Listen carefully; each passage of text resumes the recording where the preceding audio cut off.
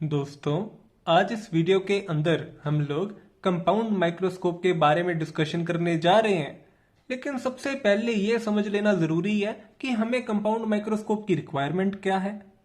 Simple microscope ना एक particular level तक एंगुलर मैग्निफिकेशन कर सकता है, लेकिन अगर हम उससे डिमांड करें कि वो बहुत ही ज्यादा एनलार्जमेंट दिखा दे या बहुत ही ज्यादा मैग्निफिकेशन दे दे, तो उस केस के अंदर ना सिंपल माइक्रोस्कोप हेल्पलेस है।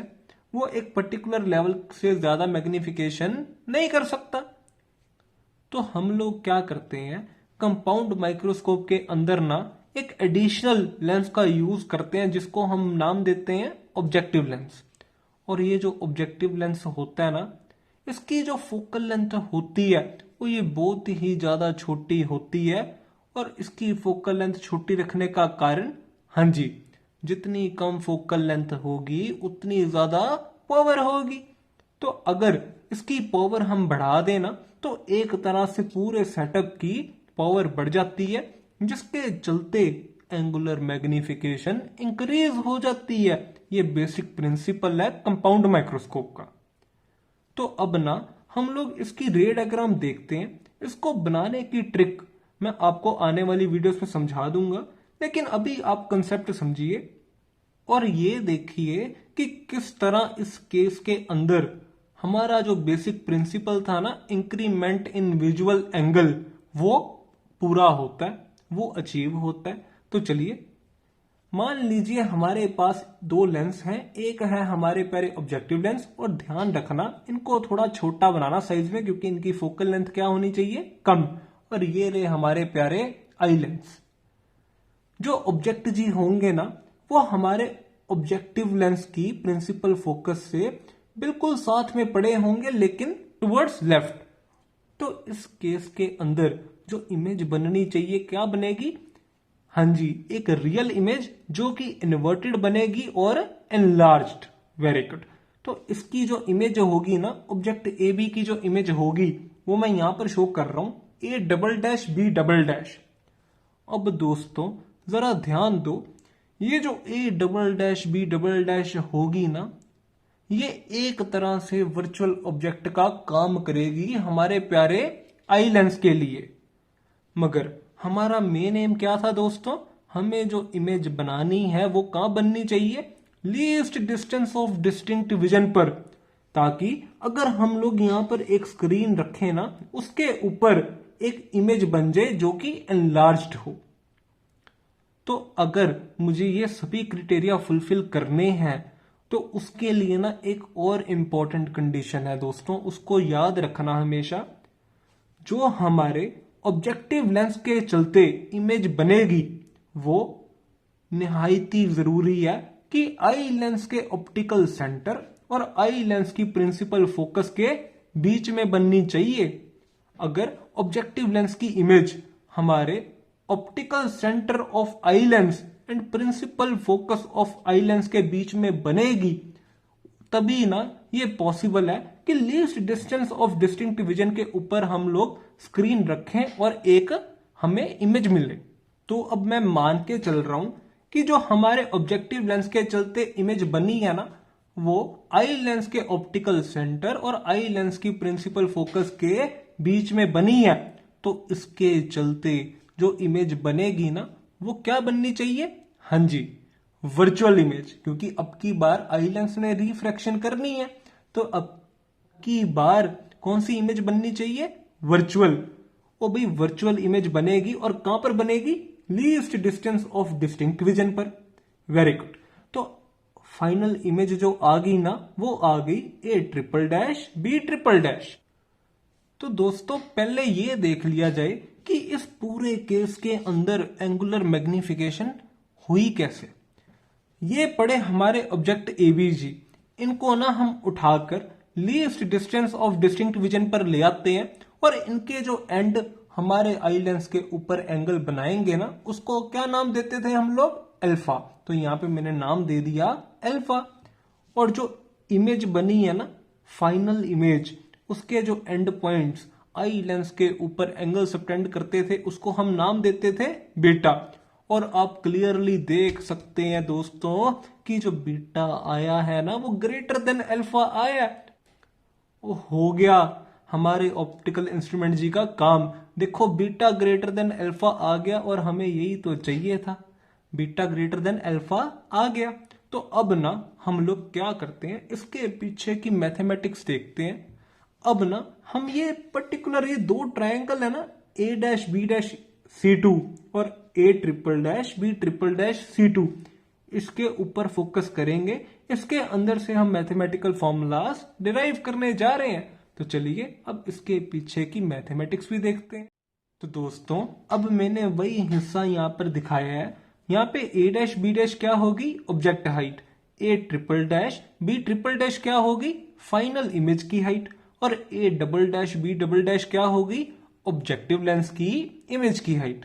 Very good. तो यहाँ पे अगर हम एंगुलर मैग्निफिकेशन की बात करें m, तो वो क्या आ जाती थी, beta by alpha. Beta by alpha आ जाती थी। तो क्योंकि बीटा और अल्फा बहुत ही ज्यादा छोटे हैं तो मैंने यहाँ पे नाम दे दिया tangent beta by tangent alpha. तो यहाँ पे अगर टेंजेंट बीटा की वैल्यू निकाल ली जाए क्या आ जाएगी, a triple dash B triple dash divided by a triple dash C2। और ए ट्रिपल डैश C2 क्या हो गया दोस्तों, least distance of distinct vision D। तो यहाँ पे मैंने नाम दे दिया इसको D। उसी तरह अगर मैं टेंजेंट अल्फा की वैल्यू निकाल लूं, ये क्या आ जाएगी, A dash B dash by A dash C2। ये ए डैश C2 भी क्या है, D। तो यहाँ पे अब जब वैल्यूज डालोगे ना तो नीचे वाले पार्ट्स की मौज लग जाएगी और हमारे पास बचेगा a triple dash B triple dash divided by A dash B dash.